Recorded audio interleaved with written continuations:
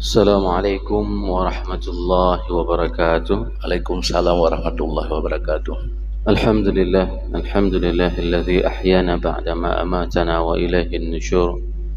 Asyhadu an la ilaha illallah lahu da'watul haq. Harisun 'alaiha wa ujaba tabsyiri biha. Wal takum minkum ummatun yad'una ilal khair wa ya'muruna bil ma'ruf wa yanhauna 'anil munkar wa ulaika humul muflihun. وأشهد أن محمدا عبده ورسوله بلغ الرسالة وأدى الأمانة ونصح الأمة وكشف الغمة حتى أتانا اليقين ليلها كنهارها لا يزيغ عنها إلا هالك.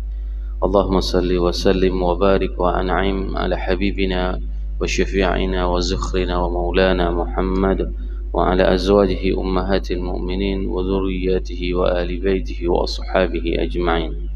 اللهم صل على روح سيدنا محمد في الأرواح وعلى جسده في الأجساد وعلى قبره في القبور كلما ذكر الذاكرون وغفل عن ذكره الغافلون. وبشرح لي صدري ويسر لي أمري واحلل عقدة من لساني يفقه قولي. أما بعد. Saya muliakan ayah bunda yang saya cintai dan bapak ibu jemaah salat subuh yang dirahmati Allah. Marilah senantiasa kita panjatkan puji dan syukur kepada Allah yang telah memberikan nikmat iman kepada kita sehingga kita dapat melangkahkan kaki kita pada tempat yang penuh dengan keberkahan ini. Ini merupakan salah satu nikmat yang diberikan oleh Allah kepada kita, khususnya bagi pengurus PKM masjid ini. Dulunya masjid ini sangatlah sedikit orang yang melaksanakan salat subuh berjamaah. Alhamdulillah hari ini berkat kegigihan para PKM, sehingga kalau dulunya mungkin hanya satu saf orang yang salat subuh, alhamdulillah di kepengurusan ini sudah berada di 3 saf, bahkan terkadang sampai dengan 4 saf orang salat subuh. Semoga Allah memberikan hidayah kepada saudara-saudara kita yang berada baik dari kampung ini, untuk senantiasa mereka mau mengisi ruang yang penuh dengan keberkahan ini selama 5 waktu dalam satu hari. Salawat dan salam mari sama-sama kita panjatkan kepada junjungan kita Nabi besar Muhammad sallallahu alaihi wasallam yang telah membawa umat manusia dari alam jahiliyah ke alam yang penuh dengan ilmu pengetahuan. Kita tidak tahu bagaimana nasib kita kalau seandainya Rasul itu tidak pernah diutus. Dan para asatiz juga tidak tahu harus menyampaikan apa kalau seandainya Rasulullah SAW itu tidak pernah diutus. Maka ini merupakan salah satu nikmat pada saat kita dilahirkan dalam keadaan Islam tanpa harus mencari Islam tersebut, dan Allah berikan kepada kita petunjuk dalam menjalani kehidupan ini. Semoga jamaah yang berhadir pada subuh yang berbahagia ini merupakan di antara umat Nabi Muhammad SAW yang akan diberikan syafaat oleh baginda Rasulullah SAW. Suguhkan air dari telaga Kautsar dari tangan mulia tersebut. Allahumma amin. Bapak ibu jemaah salat subuh yang dirahmati Allah, kita masih melanjutkan kitab Al-Kabair karangan Imam Al-Zahabi, di mana dosa yang ke-19 pada subuh yang berbahagia ini adalah al-ghulu minal ghanimah wa min baitil mal wa zakah.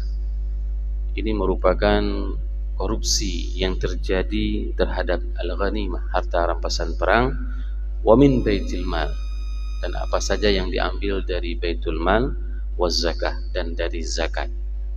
Ini merupakan di antara dosa besar yang diletakkan oleh Imam Al-Zahabi di dalam kitabnya Al-Kabair.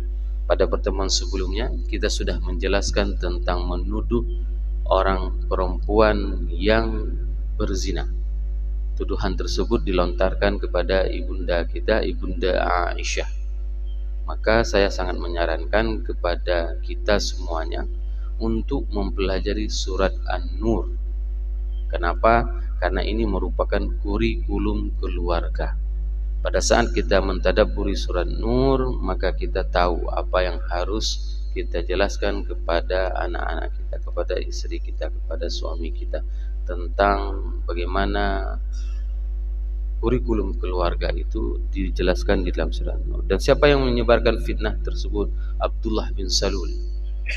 Yang menyebarkan fitnah Bunda Aisyah berzina itu adalah Abdullah bin Salul. Siapa dia? Yahudi. Dan dia masuk Islam, dan dialah yang mendirikan mazhab Syiah. Jangan pernah mengatakan bahwasanya dia itu adalah orang yang baik. Karena apa? Karena dialah munafik yang diketahui oleh Rasul tapi tidak dieksekusi oleh Rasulullah SAW. Bahkan anaknya sendiri meminta kepada Rasulullah, kalau seandainya engkau diperintahkan oleh Allah untuk membunuh dia, berikan aku wewenang untuk membunuh ayahku, agar aku tidak sakit hati terhadap orang lain, biar aku yang mengeksekusi perintah Allah dan Rasul. Coba bayangkan bagaimana tegasnya seorang anak, kecintaannya kepada Allah dan kepada Rasulullah SAW. Saya banyak punya teman orang Syiah, dan hampir rata-rata mereka yang hari ini berada itu semuanya sesat. Ini saya jelaskan, hanya untuk menggunakan agama ini hanya untuk bersenang-senang, seperti nikah mut'ah, hal-hal yang seperti itu, mencaci maki sahabat. Mana boleh sahabat itu dicaci maki? Tidak boleh sama sekali kita menghina sahabat. Ini apalagi kita mencaci maki ibunda Aisyah, ummahatul mukminin. Hal inilah yang mereka lakukan terhadap para sahabat. Tapi kalau ada yang mengaku Syiah tidak mencaci maki, masih sama juga salatnya sama seperti kita. Ya, kalau mereka salatnya cuma 3 kali, antara asar, isya, dan subuh. Karena semua di jamaahnya. Dan salatnya beda sama kita. Kalau udah berlainan syariat seperti itu pasti Syiah. Nanti insya Allah kita akan bahas tentang Syiah satu sesi supaya jelas siapa Syiah dan siapa bukan, dan ahli sunnah. Pada subuh yang berbahagia ini, Imam Az-Zahabi mengungkapkan di dalam kitab Al-Kabair Al-Kabirah At-Tasi'atul Ashrah, yaitu al-ghulu min al-ghanimah, yaitu melakukan korupsi terhadap ghanimah, harta rampasan perang, wa min baitil mal, dan korupsi yang terjadi di baitul mal, ya, waz zakah, dan zakat. Ada 3 indikator dosa besar yang apabila dilakukan oleh seseorang tersebut, maka orang tersebut telah melakukan dosa besar. Yang pertama yaitu harta rampasan perang. Yang kedua, mengambil sesuatu dari baitul mal. Dan yang ketiga itu adalah az-zakah, mengambil sesuatu dari zakat. Nah, yang harus kita pahami hari ini, bagaimana yang dimaksud dengan al-ghanimah. Al-ghanimah itu merupakan salah satu sumber pendapatan resmi negara, fiskalnya negara pada saat itu. Nah, kalau misalnya hari ini kita tidak punya lagi ghanimah, tidak punya lagi harta rampasan perang, maka apapun yang masuk dalam sumber pendapatan negara yang diambil secara tidak sah, maka itu dinamakan dengan al-ghulul, yaitu dosa besar. Ini yang harus kita pahami. Jangan pernah kita menyampaikan ambil uang APBD, ya, olah APBD, itu nggak apa-apa. Jangan, karena itu juga termasuk dari al-kabair. Kenapa? Di sini disebutkan al-ghanimah, yaitu kenapa al-ghanimah? Kalau kita mempelajari dalam beberapa kitab turas, dalam kitab klasik, khususnya kita membaca kitab Al-Kharaj, Al-Maghazi, Futuhul Buldan, ghanimah itu merupakan salah satu sumber resmi pendapatan negara. Jadi yang ingin disampaikan oleh Imam Az-Zahabi ini adalah apapun korupsi yang dilakukan oleh manusia terhadap sumber pendapatan dalam sebuah negara, maka itu dinamakan dengan dosa besar. Yang kedua, baitul mal. Baitul mal itu adalah bank sentral. Jangan pernah dipahami baitul mal dengan konsep yang hari ini diterapkan di Aceh, hanya mengumpulkan zakat. Tidak. Karena apa? Sistem al-dharibah di dalam Islam itu sangat luas. Pertama sekali, al-dharibah itu dibedakan menurut keimanan. Ada yang dinamakan dengan al-dharibah lil muslimin, yaitu az-zakah. Zakat itu terbagi kepada 2, yaitu zakat mal dan zakat fitrah. Zakat mal sangat luas pembahasannya. Begitu juga untuk non muslim, orang-orang kafir, mereka mempunyai ada al-dharibah yang dinamakan dengan usyur, al-jizyah, al-kharaj. Al-kharaj merupakan pajak bagi orang non-muslim dari sektor pertanian. Sedangkan jizyah itu merupakan pajak bagi non-muslim dikarenakan umat Islam memelihara hartanya, martabatnya, dan jiwanya. Dan usyur itu merupakan pajak bagi non-muslim dikarenakan sektor perdagangan.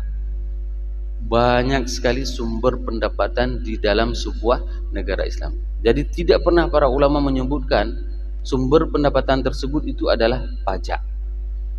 Seperti hari ini, kita beli sesuatu, ada pajaknya. Kita makan di restoran, ada pajaknya.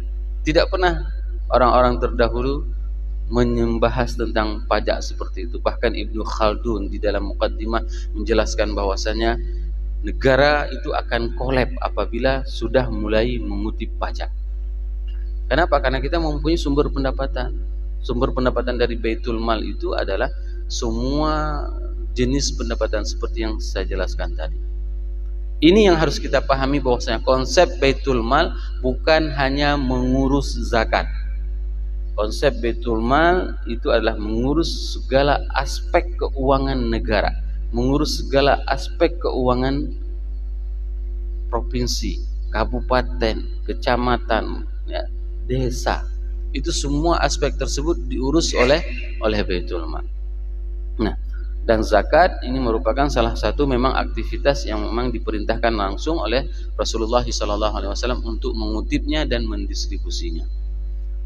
Insyaallah kita akan bahas tentang zakat secara panjang lebar ke depan jika ada waktu. Imam Az-Zahabi mengatakan di dalam kitabnya, menempatkan ayat Ali Imran ayat 161 yang berbunyi, A'udzubillahi minasyaitonirrajim, bismillahirrahmanirrahim. Wa ma kana linabiyyin an yaghul wa man yaghul ya'ti bima ghalla yaumal qiyamah. Bahwasanya tidaklah seorang nabi itu melakukan kecurangan. Dan barang siapa yang melakukan kecurangan, maka dia akan datang dengan kecurangan tersebut di hari akhirat. Dalam Sahih Muslim dijelaskan bahwasanya ada orang yang nanti di hari akhirat itu akan datang dengan ontahnya, dengan kudanya, dengan kambingnya. Bagaimana kondisi mereka? Kondisi mereka itu adalah dengan memikul onta tersebut, dengan memikul kambing tersebut, dan memikul kuda tersebut. Maka ini adalah sebuah gambaran yang akan datang. Barang siapa yang melakukan kecurangan hari ini, siapapun yang mengambil yang bukan haknya, maka dia akan memikulnya. Paling rendah kalau seandainya seseorang itu mengambil 100 rupiah, 1000 rupiah, maka dia akan memikul 7 lapis langit dan 7 lapis bumi. Bayangkan kalau seandainya hari ini kita disuruh pikul unta. Siapa yang sanggup pikul unta? Kalau dulu namanya onta, kalau hari ini namanya Mercy, BMW, Expander, Fortuner. Itu yang harus dipikul nanti di hari akhirat. Berapa yang harus dipikul? 7 lapis langit dan 7 lapis bumi. Maka saya sering mengatakan dalam majelis ilmu ini, pada saat Umar bin Khattab melakukan belusukan ke daerahnya, Umar itu tidak pernah dia istilahnya pulang malam langsung tidur, tidak pernah. Dia akan mencari bagaimana kondisi umat di Madinah. Suatu hari sewaktu dia bertemu dengan seorang ibu yang merebus batu sampai dengan anaknya tertidur, dia mendengarkan pembicaraan seorang ibu dengan anak. Lalu dia menanyakan kepada ibu tersebut, apa yang kau lakukan? Kenapa engkau tidak memberikan makanan kepada anakmu? Ini dikarenakan kezaliman Umar. Semoga Allah menghisapnya nanti di hari akhirat. Kami kelaparan di sini, tidak ada makanan. Maka pada saat itu ibu itu tidak tahu yang bertanya itu adalah Amirul Mukminin Umar bin Khattab. Maka Umar pada saat itu pulang ke Baitul Mal, ke perbendaharaan negara, diambilnya semua makanan dan dia yang memikulnya. Ibnu Mas'ud meminta kepada Umar, wahai Amirul Mukminin, jangan engkau yang memikul beban ini. Biar aku saja, engkau kan khalifah. Apa yang dikatakan oleh Umar bin Khattab kepada Ibnu Mas'ud? Atahmiluna auzari yaumal qiyamah ya Ibnu Mas'ud? Apakah engkau yang akan mengotong bebanku nanti di hari akhirat, wahai Ibnu Mas'ud? Tidak. Biarkan aku menggotongnya di dunia ini. Coba bayangkan bagaimana sikap tanggung jawab seorang pemimpin pada saat itu. Dia tidak mau. Dia tidak mempunyai ajudan. Bahkan beberapa orang-orang kafir pada saat melihat sosok Umar bin Khattab, ya, pada saat mereka mempertanyakan mana Amirul Mukminin, Mereka melihat Amirul Mukminin sedang tertidur pulas di bawah pohon. Tertidur pulas di bawah pohon. Maka pada saat itulah orang-orang kafir beriman terhadap Islam itu sendiri. Dikarenakan apa? Tidak mungkin ada seorang presiden, ada seorang raja bisa seaman ini kehidupannya. Dia membayangkan Amirul Mukminin itu mempunyai singgasana yang sangat luas, tempat yang sangat megah. Tapi rumahnya di mana? Rumahnya itu adalah di sebelah kanan Masjid Nabawi. Di sebelah depan Masjid Nabawi. Rumah Umar di sebelah depan Masjid Nabawi. Dikarenakan apa? Dikarenakan beliau bisa memantau langsung bagaimana pergerakan Rasulullah SAW. Itu orang yang cerdas. Kalau dilihatnya Rasul sudah keluar dari rumah, maka dia suruh Abdullah bin Umar, disuruhnya Ibnu Umar untuk pergi mengikuti majelis Rasulullah SAW. Anak kecil, bocah kecil, seperti bocah bapak ibu yang bawa ke masjid hari ini, dibawanya untuk mendengarkan majelis ilmu Rasulullah SAW. Di dalam surat Al-Anfal Allah berfirman, Innallaha la yuhibbul khainin. Sesungguhnya Allah tidak menyukai orang-orang yang berkhianat. Ini merupakan di antara sekian banyak di antara kisah-kisah yang disebutkan bahwasanya barang siapa yang mengambil harta ghanimah, barang siapa yang mengambil hak orang lain, maka dia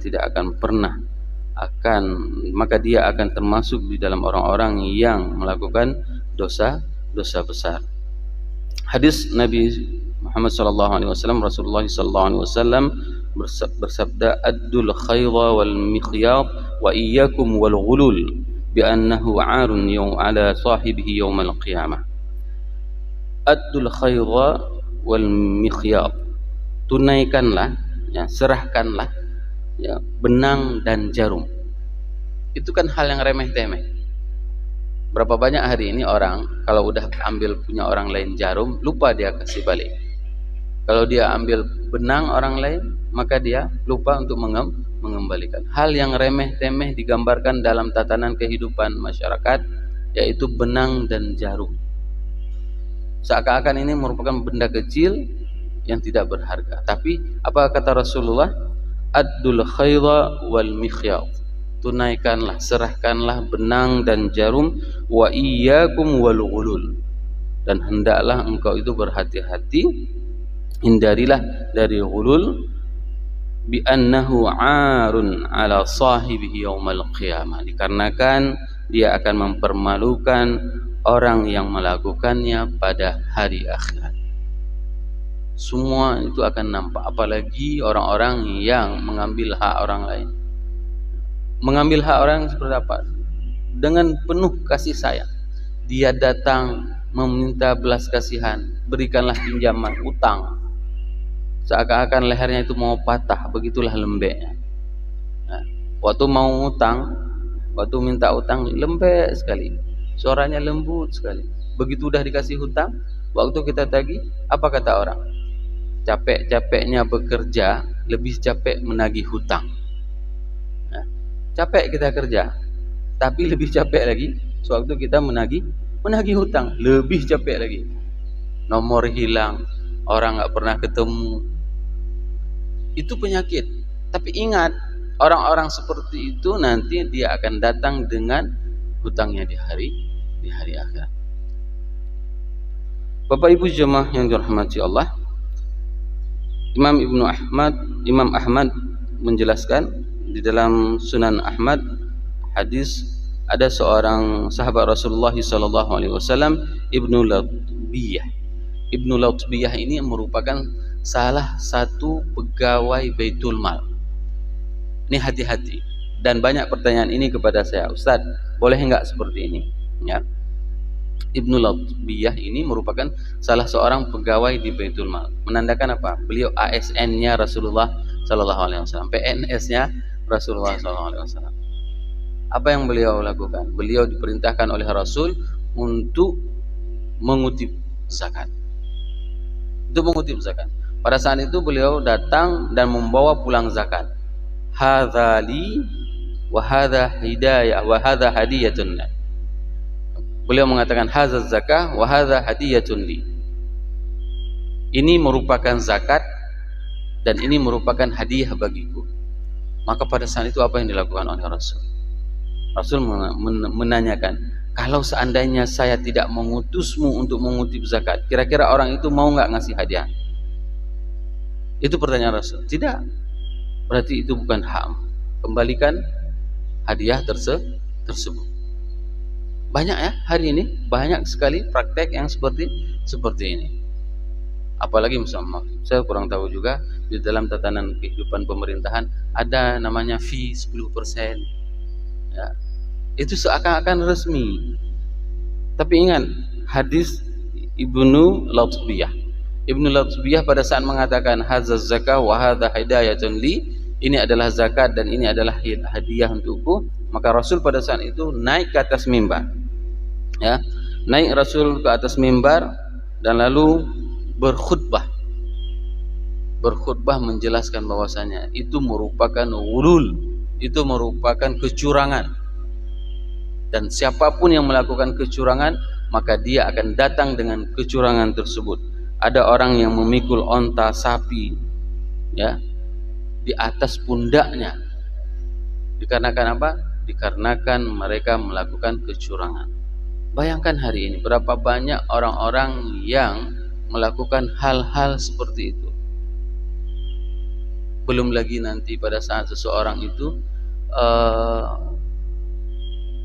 sengaja misalnya dia memarkup harga, mendesain supaya itu bisa dilakukannya oleh dia.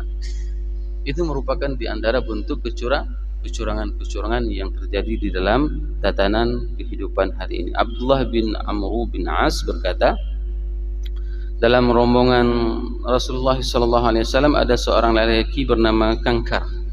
Kangkarah ini adalah salah seorang mujahid fi sabilillah, orang yang berperang di jalan Allah. Pada saat itu ya, dia mencuri harta rampasan perang. Ada sesuatu yang dia ambil dari harta rampasan perang. Nah, pada saat dia dalam peperangan Khaybar itu dipanah, sehingga para sahabat semua mengatakan sungguh indahnya dia meninggal syahid di jalan Allah, dia meninggal dalam keadaan syahid. Tapi apa yang terjadi? Rasul mengatakan tidak, dia adalah ahlun nar. Hanya dia mengambil hanya beberapa kalung orang Yahudi. Itu waktu terjadi peperangan dengan Bani Khaybar. Bahwasanya ada beberapa kalung yang harganya itu tidak lebih dari 2 dirham. Bayangkan, dia mengambil sesuatu dari harta rampasan perang tanpa diserahkan kepada Rasulullah SAW, tanpa diserahkan dulu ke Baitul Mal. Banyak sekali kisah di antara para sahabat ini yang mereka pada saat mereka berjihad, tapi mereka mengambil jaket orang Yahudi tersebut, memakai terus harta rampasan perang tanpa dikumpulkan terlebih dahulu. Nah, bagaimana dengan kondisi keuangan negara hari ini yang sangat terbuka peluangnya untuk dilakukan hal-hal seperti itu? Maka ada salah seorang yang pada saat dia meninggal dunia, dia salah seorang pejabat, pada saat dia meninggal dunia, lacinya itu penuh dengan uang. Lacinya penuh dengan uang. Kenapa? Pada saat setiap orang ngasih uang, dia simpan di lacinya.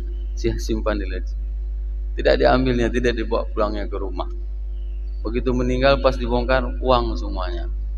Kehidupan rumahnya sangat sederhana. Tidak ada sofa, kursi biasa. Ini yang harus kita yakini, bahwasanya melakukan kecurangan itu merupakan salah satu di antara dosa besar. Sebagaimana hadis Rasulullah SAW yang beliau bersabda, hadayatul ummal ghulul.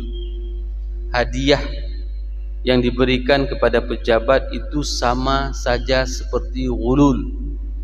Hati-hati Bapak Ibu yang menjabat walaupun tidak menjabat, pada saat diberikan hadiah itu dikatakan oleh Rasulullah SAW dengan ghulul. Itu dinamakan dengan ghulul. Bagaimana Ustaz kalau bukan pejabat? Itu pertanyaannya. Ya. Tapi kalau sering memberikan hadiah, saling tukar hadiah, itu tidak masalah. Misalnya sebelum menjadi pejabat, saya tukaran hadiah sama Pak Mus. Ya. Tukaran hadiahnya misalnya apa? Saya kasih kuah pliu, nanti Pak Mus kasih kuah samkeung, ada tukaran. Itu boleh. Nanti begitu Pak Mus sudah jadi pejabat, dulunya saya tidak pernah ngantar ikan asam manis untuk Pak Mus. Begitu Pak Mus jadi pejabat, udah saya antar asam manis, ya kan? Itu tidak boleh. Kenapa? Karena itu dinamakan dengan hadayatul ummal ghulul, ya. Hadiah yang diberikan kepada pejabat itu sama dengan harta ghulul. Bapak Ibu jemaah yang dirahmati Allah, kezaliman itu ada 3. Pertama itu adalah memakan harta orang secara batil. Yang kedua menzaliminya, yaitu dengan cara membunuhnya, memukulnya. Dan yang ketiga adalah menzaliminya dengan mencelanya. Sebagaimana khutbah Rasulullah SAW di Mina, ala inna dima'ukum wa amwalukum wa a'radukum alaikum haram ka hurmati yaumikum hadha fi syahrikum hadha wa fi biladikum hadha. Itu yang disabdakan oleh Rasulullah SAW bahwasanya Allah mengharamkan bagi kita untuk mengambil, ya, amwal, harta, kehormatan dan darah seseorang, sebagaimana diharamkan oleh Rasulullah SAW pada saat beliau khutbah di Mina.